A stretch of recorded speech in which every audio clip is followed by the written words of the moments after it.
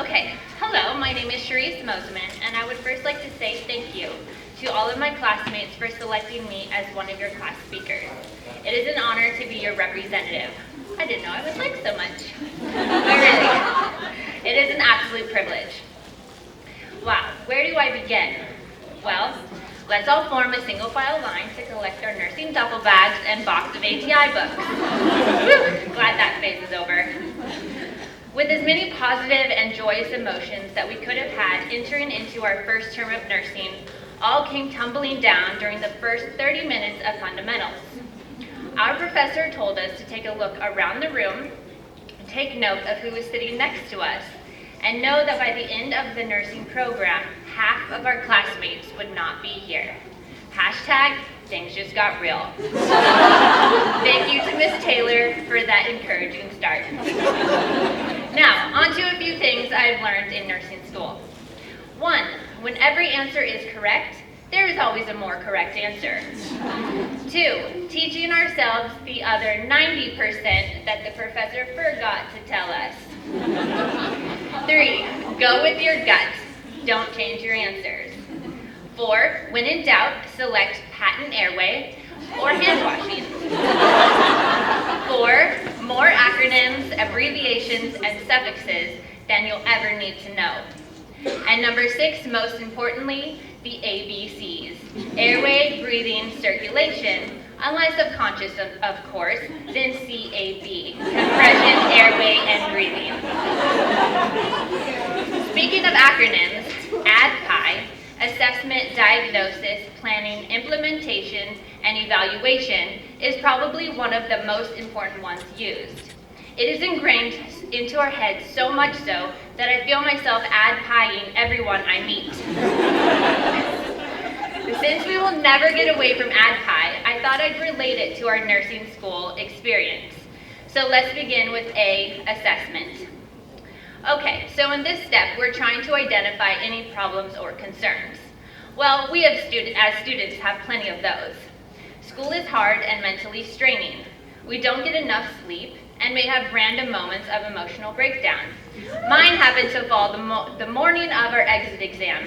Not the best time to feel like you don't remember anything. We have lack of physical activity, poor eating habits, way too much coffee, all while trying to learn everything possible to save people's lives. That's a lot of pressure. Moving on to D, diagnosis. Here we use our clinical judgment and critical thinking to determine what is going on.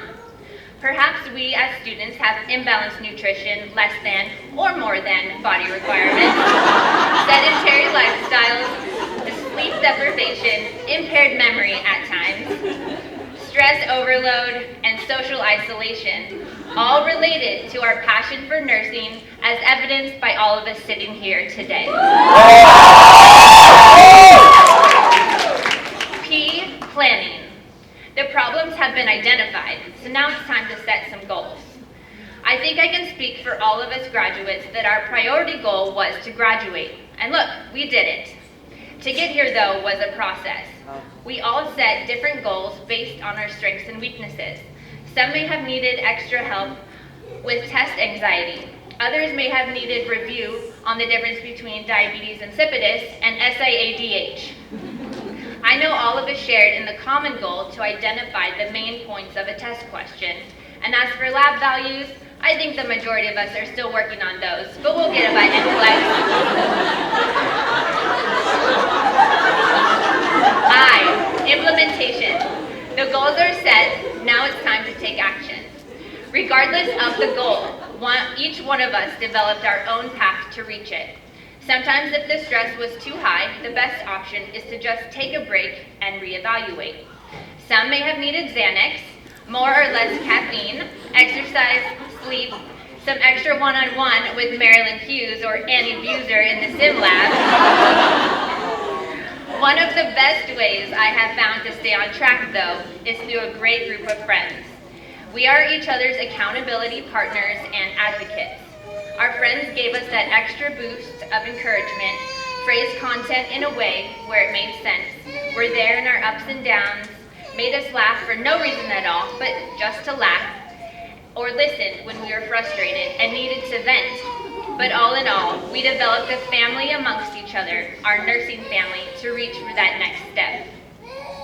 And E, evaluation.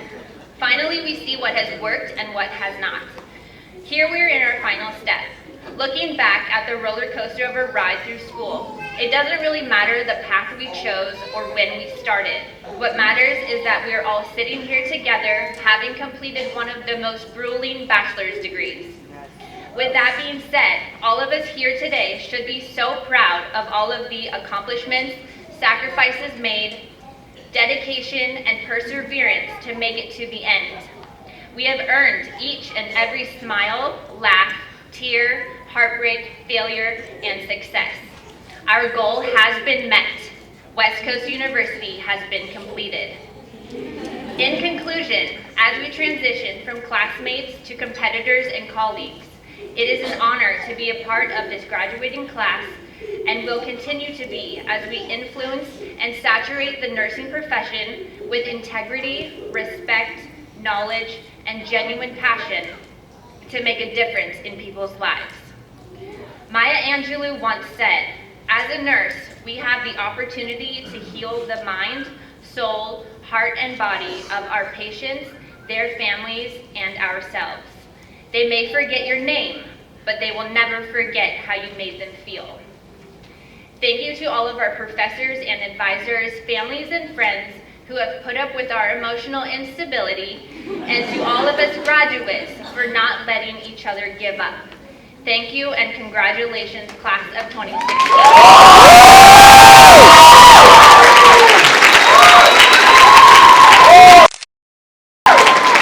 Good job, buddy. Okay, now we are have